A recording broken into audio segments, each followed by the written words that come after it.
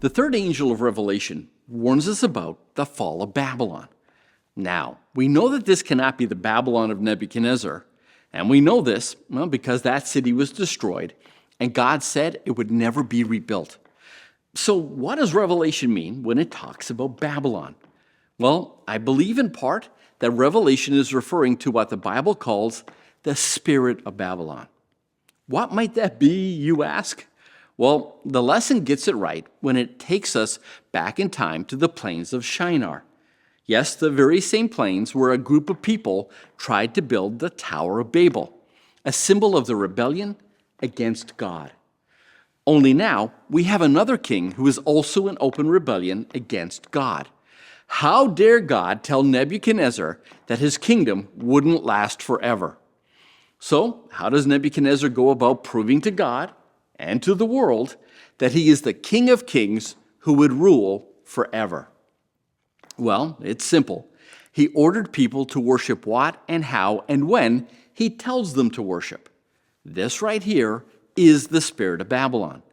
Anytime you have a religious and or political power that attempts to control what and how and when you worship, that right there is the spirit of Babylon. And it just so happens to be the spirit of Satan.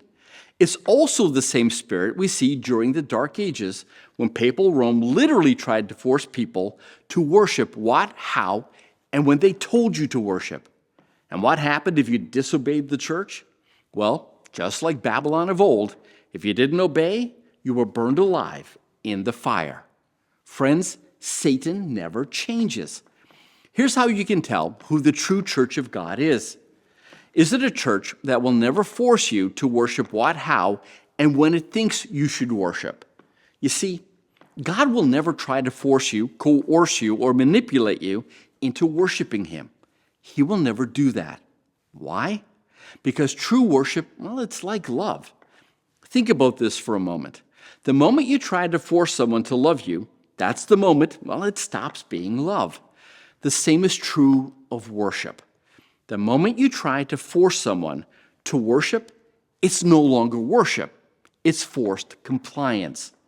And as we draw near the end of time, the world will be divided into two groups: those who follow the beast and those who follow the Lamb wherever he goes. One will receive a mark and the other will be sealed. And once again, how will you know which group, well, you're in? And it's simple.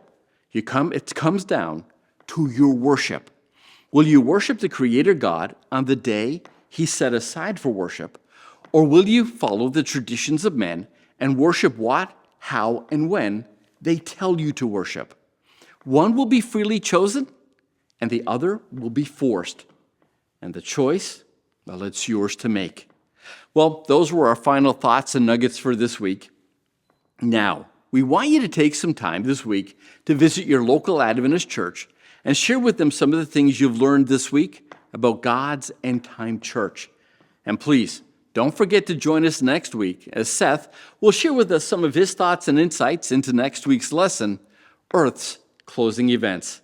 I know you won't want to miss it. Well, on behalf of all of us here at Sabbath School Nuggets, thank you for joining us this week. God bless. Happy Sabbath to come.